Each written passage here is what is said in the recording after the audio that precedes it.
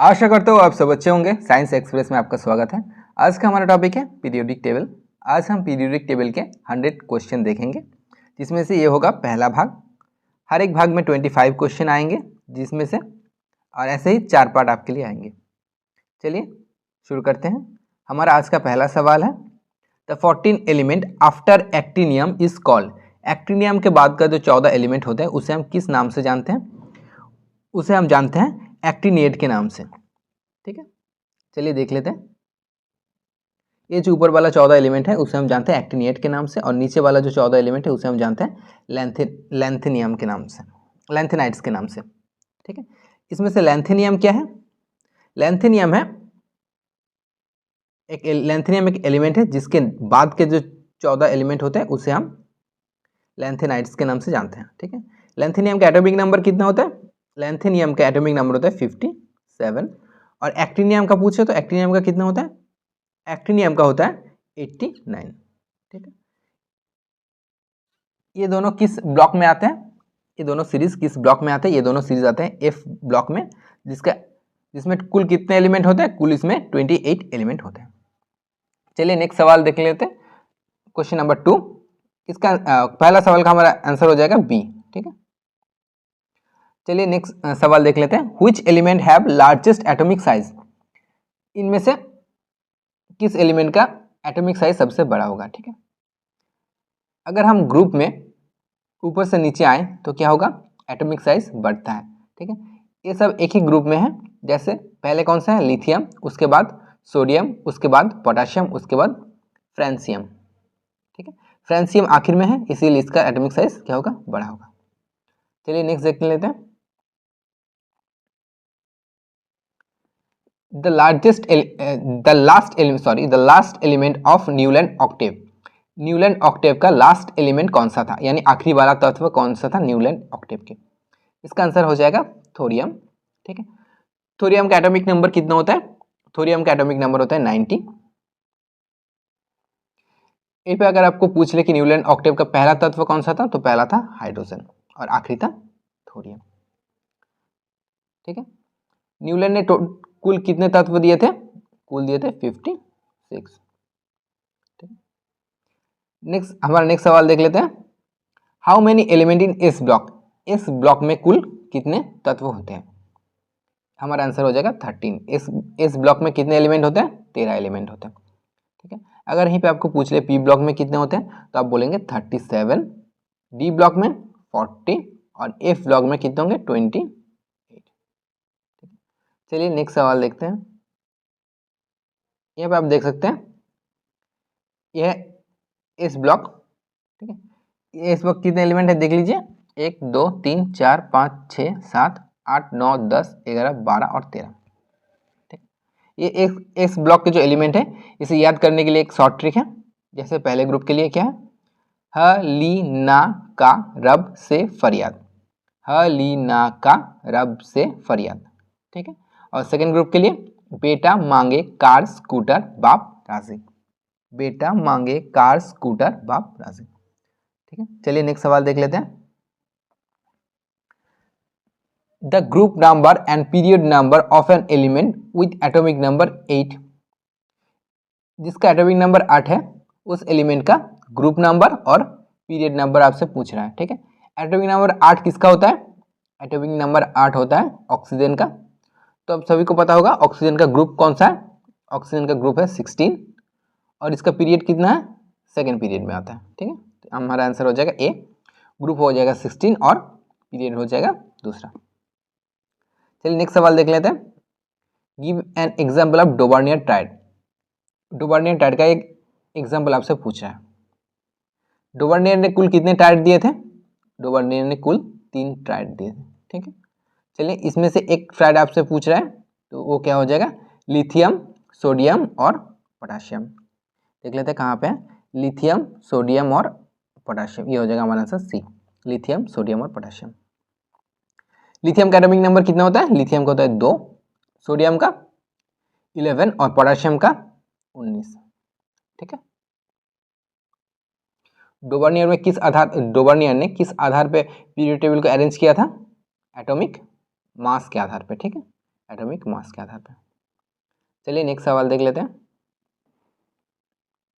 Most ductile metal इन periodic table. Periodic table में most ductile metal सबसे ductile कौन सा मेटल है? ये हो जाएगा गोल्ड। गोल्ड सबसे डक्टाइल मेटल होता है पीरियोडिक टेबल में। अगर यहीं पे आपको पूछे तो मोस्ट मैलिएबल मेटल तो वो भी हो जाएगा गोल्ड।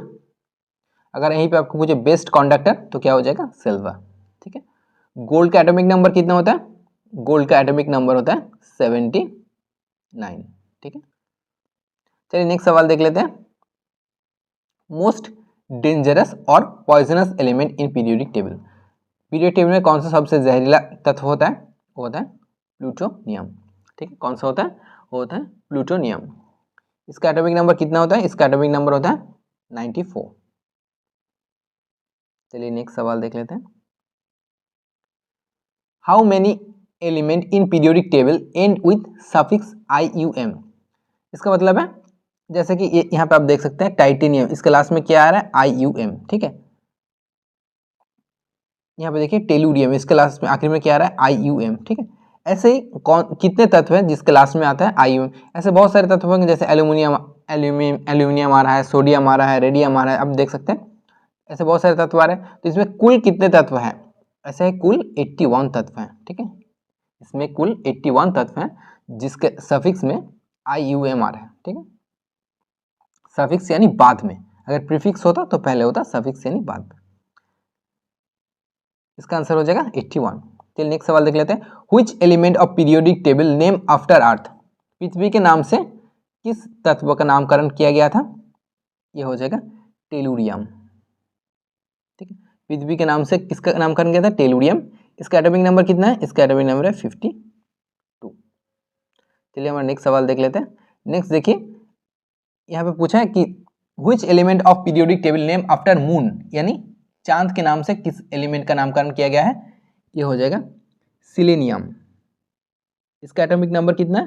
सिलेनियम का 34। पृथ्वी के नाम से कौन सा था? टेलुरियम और चांद के नाम पे सिलेनियम। ठीक है। नेक्स्ट देखते हैं। मोस्ट रिएक्टिव मेटल इन पीरियोडिक टेबल। पीरियोडिक टेबल का सबसे सक्रिय धातु यानी रिएक्टिव मेटल कौन सा होगा? यह होगा सीजियम। यह होगा सीजियम। सीजियम का एटॉमिक नंबर कितना होता है? 55। यह है मोस्ट रिएक्टिव मेटल। अगर यहीं पे आपको पूछ ले मोस्ट रिएक्टिव नॉन मेटल तो क्या आंसर हो जाएगा? आंसर हो जाएगा फ्लोरीन। ठीक है। तो क्या आंसर क्या हो जाएगा? फ्लोरीन। इसका एटॉमिक नंबर कितना है? फ्लोरीन का है 9। चलिए नेक्स्ट सवाल देख लेते हैं। Which element in periodic table melt on plum, यानी हथेली पर कौन सा एलिमेंट रखने पर गल जाता है यानी पिघल जाता है हथेली पर रखने पे? इसका आंसर हो जाएगा सीजियम और गैलियम, यानी ए और बी बोथ। ठीक है। नेक्स्ट देख लेते हैं। How many element in D block. ये क्वेश्चन हमने पहले ही कर दिया कि डी ब्लॉक में कितने एलिमेंट हैं। डी ब्लॉक में टोटल है 40 एलिमेंट, यानी 40 एलिमेंट होते हैं। ठीक है। देख लीजिए यहाँ पे डी ब्लॉक में कितने एलिमेंट, ये है डी ब्लॉक, इसमें कितने एलिमेंट हैं? इसमें देखिए 40 एलिमेंट है। देखिए 1 2 3 4, इसमें 4 है, और इसमें देखिए 1 2 3 4 5 6 7 8 9 10। ठीक है। 10 गुना 4 यानी 40। ठीक है। इसमें कुल कितने एलिमेंट होंगे? 40 एलिमेंट होंगे। ठीक है। डी ब्लॉक में सारे के सारे ही मेटल होते हैं। चलिए देख लेते हैं नेक्स्ट सवाल। Modern periodic table was given by. आधुनिक आवर्त सारणी किसने दिया था? ये दिया था हेनरी मोसले ने। ये किसके ऊपर, किससे आधारित है आधुनिक पीरियोडिक टेबल? ये है एटॉमिक नंबर पर। ठीक है। इससे पहले जितने भी पीरियोडिक टेबल थे वो किसके ऊपर थे? ये वो थे एटॉमिक मास के आधार पे, और ये है एटॉमिक नंबर के आधार पे। ठीक है। अगर यहीं पे आपको पूछे कि फादर ऑफ पीरियोडिक टेबल तो इसका आंसर क्या हो जाएगा? इसका आंसर हो जाएगा मेंडलीफ। अगर पूछे father of modern periodic table तो होगा मोसले। अगर फादर ऑफ पीरियोडिक टेबल पूछे तो होगा मेंडलीफ। चलिए नेक्स्ट सवाल देख लेते हैं। How in modern periodic table eka silicon was replace by. Modern periodic table में एका सिलिकॉन को रिप्लेस किसने किया था? ये एका सिलिकॉन, ये कॉन्सेप्ट किसने दिया था? ये कॉन्सेप्ट दिए थे मेंडलीफ ने। ठीक है। इन modern periodic table eka silicon was replace bye. एका सिलिकॉन किसके द्वारा रिप्लेस हुआ था? एका सिलिकॉन रिप्लेस हुआ था जर्मेनियम के द्वारा। ठीक है, ये पे और एक बात यहाँ पे और एक चीज़ है, जैसे यहाँ पे एका सिलिकॉन है, इसके जैसा था एका बोरॉन और एका एल्यूमिनियम। एका बोरॉन को कौन रिप्लेस किया? एका बोरॉन को रिप्लेस किया स्कैंडियम ने, और एका एल्यूमिनियम को किसने रिप्लेस किया? गैलियम ने। बोरॉन होगा तो स्कैंडियम होगा और एल्यूमिनियम होगा तो गैलियम होगा। और हमारा इस क्वेश्चन का आंसर क्या है? एका सिलिकॉन होगा जर्मेनियम। ठीक है, चलिए नेक्स्ट सवाल देख लेते हैं। The long form of periodic table was given by, जो लॉन्ग फॉर्म है पीरियोडिक टेबल वो किसने दिया था? वो दिया था नील बोर ने, वो दिया था नील बोर ने। नेक्स्ट हमारा क्वेश्चन देख लेते हैं, 18 number question. The electron configuration of Al3+, aluminium 3+ का इलेक्ट्रॉन कॉन्फिगरेशन क्या होगा? ये अब आप एल्यूमिनियम का इलेक्ट्रॉन कॉन्फिगरेशन देख सकते हैं। ठीक है, ये क्या है? देखिए, पहले में 2, दूसरे में 8 और तीसरे में 3। ठीक है, इसका एटॉमिक नंबर कितना होता है? 13 होता है एल्यूमिनियम का। एल्यूमिनियम का एटॉमिक नंबर कितना होता है? 13 होता है। और इसमें पहले में 2, दूसरे में 8 और इसका कॉन्फिगरेशन 2, 8 और 3। तो यहाँ पे बोला है Al3+, यानी बाहर का जो 3 इलेक्ट्रॉन है ये किसी को डोनेट कर रहा है, इसीलिए इसका बाहर का 3 इलेक्ट्रॉन निकल रहा है। तो इसका कॉन्फिगरेशन अब क्या होगा? हो जाएगा 2 और 8 ही बचेगा, क्योंकि 3 दे रहा है तो इसमें क्या होगा? 2 और 8 ही बचेगा। ठीक है, तो हमारा आंसर हो जाएगा C, 2,8। चलिए नेक्स्ट क्वेश्चन देख लेते हैं। Which of the following element will show similar chemical property with phosphorus? Phosphorus के साथ सिमिलर केमिकल प्रॉपर्टी किसका होता है? यहाँ पे हमको देखना होगा। देखिए आप, फॉस्फोरस कहाँ पे है? यहाँ पे है फॉस्फोरस। इसका एटॉमिक नंबर कितना है? 15 होता है। इसके साथ सिमिलर प्रॉपर्टी किसका होगा? सेम ग्रुप में, इस ग्रुप में जितने सारे एलिमेंट हैं इनका ही होगा सिमिलर प्रॉपर्टी। तो इनमें से कौन सा है? एक यहाँ पे ऑप्शन में है नाइट्रोजन, यानी 7 नाइट्रोजन। तो फॉस्फोरस का साथ सिमिलर प्रॉपर्टी किसका होगा? नाइट्रोजन का होगा। ठीक है, नेक्स्ट क्वेश्चन देख लेते हैं। Which is not true about noble gas? Noble gas के बारे में कौन सा सत्य नहीं है? They exist in atomic form, हाँ ये एटॉमिक फॉर्म में एग्जिस्ट करता है। दे आर नॉन मेटल, हाँ गैस है तो नॉन मेटल ही होगा। दे आर रेडियो एक्टिव, क्या ये सब रेडियो एक्टिव है? नहीं, हम बोल रहे हैं नोबेल गैस, तो रेडियो एक्टिव कैसे होगा? तो हमारा आंसर हो जाएगा ये सी वाला हमारा हो जाएगा आंसर। ठीक है, क्योंकि ये रेडियो एक्टिव नहीं है। यहाँ पे बोला है नॉट ट्रू, यानी कौन सा गलत है? तो कौन सा गलत है? They are radio active material.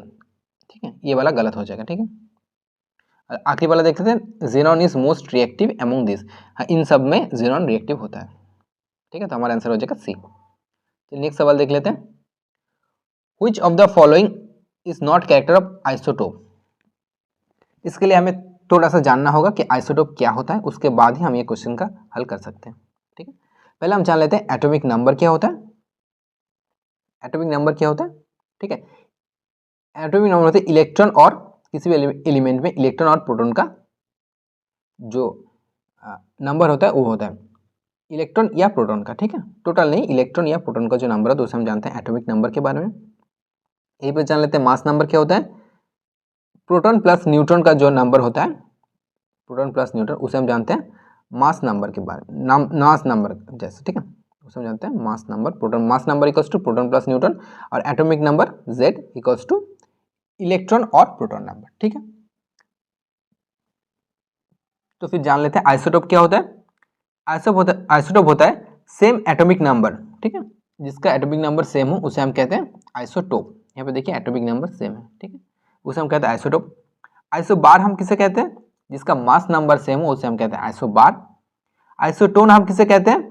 जिसका न्यूट्रॉन नंबर जो है वो सेम हो। और आइसो इलेक्ट्रॉन हम किसे कहते हैं? जिसका इलेक्ट्रॉन सेम हो। ठीक, ये अब बोल रहे कौन सा कैरेक्टर है आइसोटोप का। ठीक है, यहाँ पे एग्जाम्पल है आइसोटोप का।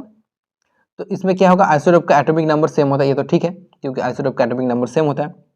ठीक है, ये आप देख सकते हैं इसका सब में एटॉमिक नंबर सेम है। देखिए प्रोटियम, ड्यूटेरियम, टाइट्रियम, ये किसका आइसोटोप है? ये है हाइड्रोजन का आइसोटोप। ठीक है, प्रोटियम, ड्यूटेरियम और टाइट्रियम, इसका सब में देखिए एटॉमिक नंबर, देखिए नीचे वाला होता है एटॉमिक नंबर, देखिए एटॉमिक नंबर सब में सेम है। ठीक है, चलिए नेक्स्ट देखते हैं। सेम एटॉमिक मास के इन सब का एटॉमिक मास सेम है? नहीं, इन सब का एटॉमिक मास सेम नहीं है। ठीक है, देखिए यहाँ पे एक है, यहाँ पे दो है, यहाँ पे तीन है, यानी इन सब का एटॉमिक मास सेम नहीं है। Occupy in the same position in periodic table, क्या ये पीरियोडिक टेबल में सेम पोजीशन में रहता है? हाँ रहता है, क्योंकि सभी हाइड्रोजन का आइसोटोप है तो हाइड्रोजन के साथ ही रहेगा। सो सेम केमिकल प्रॉपर्टी, क्या इन सब का केमिकल प्रॉपर्टी भी सेम होता है? हाँ लगभग सेम ही होता है, इन सब का केमिकल प्रॉपर्टी भी सेम होता है। तो इसमें रॉन्ग कौन सा हो जाएगा? इसमें रॉन्ग होगा सेम एटॉमिक मास, क्योंकि इन सब का एटॉमिक मास सेम नहीं होता है, अलग अलग होता है। नेक्स्ट, हमारा नेक्स्ट सवाल है the increasing order of atomic radius of the element. Increasing order पे आपको एटॉमिक रेडियस के बारे में बताना है। ठीक है, कौन से है? Magnesium, sodium, rubidium, potassium. चलिए देख लेते हैं पहले, नेक्स्ट स्लाइड में है, देखिए इस तरह से आप देख रहे हैं यहाँ से यहाँ तक इस ऐसे एटॉमिक रेडियस बढ़ता है। ठीक है, यहाँ से लेके यहाँ से बढ़ता है, यहाँ पे सबसे छोटा होगा और यहाँ पे आखिरी पे सबसे ज़्यादा होगा। अब जो हमारे एग्जाम्पल पे था क्वेश्चन में, उसे हम देख लेते हैं। यहाँ पे कौन कौन सा सोडियम था, मैग्नीशियम था, पोटेशियम था और रुबिडियम था। ठीक है, तो देखिए यहाँ से इस तरफ आने पे तो पहले सबसे छोटा कौन सा हो जाएगा? मैग्नीशियम हो जाएगा। उससे बड़ा कौन सा होगा? सोडियम होगा। उससे बड़ा कौन सा होगा? पोटेशियम होगा। और उससे बड़ा कौन सा होगा? उससे बड़ा होगा रुबिडियम। ठीक है, पहले आएगा मैग्नीशियम, क्योंकि इस साइड से देख रहे, इस साइड से यहाँ से सबसे छोटा है और यहाँ पे सबसे बड़ा होता है। ठीक है, तो पहले कौन सा आ जाएगा? मैग्नीशियम, क्योंकि इस साइड में है मैग्नीशियम। उसके बाद कौन सा आएगा? सोडियम। उसके बाद पोटेशियम। उसके बाद रुबिडियम। ठीक है, तो हमारा इस सवाल का आंसर क्या हो जाएगा? इसका आंसर हो जाएगा पहले आएगा मैग्नीशियम, फिर आएगा सोडियम, फिर आएगा पोटेशियम, फिर आएगा रुबिडियम, यानी डी। इसका हमारा आंसर हो जाएगा डी। चलिए नेक्स्ट सवाल देख लेते हैं। नेक्स्ट है two element x and y, x has 17 proton and 18 neutron, 17 proton और 18 न्यूट्रॉन, एंड वाई के पास है 17 प्रोटॉन और 29 न्यूट्रॉन। तो ये दोनों का बीच में रिलेशन क्या है और ये दोनों क्या कहलाएगा? ठीक है, देखिए यहाँ पे देखिए, आप देख लें प्रोटॉन संख्या जो है ये सेम है। देखिए यहाँ पे 17 प्रोटॉन, यहाँ पे भी 17 प्रोटॉन। हमने पहले ही देखा था जिसका प्रोटॉन संख्या सेम होता है या फिर इलेक्ट्रॉन संख्या सेम होता है। ठीक है, प्रोटॉन और इलेक्ट्रॉन, ठीक है, प्रोटॉन संख्या या इलेक्ट्रॉन संख्या सेम होता है, वो क्या कहलाता है? प्रोटॉन और इलेक्ट्रॉन संख्या को क्या कहते हैं? हम एटॉमिक नंबर कहते हैं। ठीक है, जिसका एटॉमिक नंबर सेम होता है, यानी जिसका प्रोटॉन सेम होगा उसका एटॉमिक नंबर सेम होगा। ठीक है, तो इन दोनों में देखिए प्रोटॉन सेम है तो इसका एटॉमिक नंबर भी सेम होगा। तो जिसका एटॉमिक नंबर सेम होता है उसे हम किस नाम से जानते हैं? उसे हम जानते हैं आइसोटोप के नाम से। ठीक है, आइसोटोप, जिसका प्रोटॉन संख्या ए, जिसका एटॉमिक नंबर सेम हो तो उसे हम जानते हैं आइसोटोप के नाम से। ठीक है, देखिए यहाँ पे प्रोटॉन संख्या सेम है, यानी प्रोटॉन और इलेक्ट्रॉन के जो संख्या होते हैं उसे हम किस नाम से जानते हैं? उसे हम जानते हैं एटॉमिक नंबर के नाम से। ठीक है, यहाँ पर आप देखिए, तो फिर जिसका एटॉमिक संख्या सेम हुआ, क्योंकि इसका भी प्रोटॉन सेम है, इसका भी प्रोटॉन सेम है, तो इसका एटॉमिक संख्या सेम हुआ, तो इसमें क्या होगा? इसको हम क्या कहेंगे? आइसोटोप। चलिए नेक्स्ट सवाल देख लेते हैं। Which periodic table is incomplete? Which period in periodic table is incomplete? ठीक है, कौन सा पीरियड है जो इनकम्प्लीट है? इस तरफ जो होता है उसे हम पीरियड कहते हैं, इस तरफ जो जाता है उसे हम कहते हैं ग्रुप। ठीक है, तो कौन सा इनकम्प्लीट है?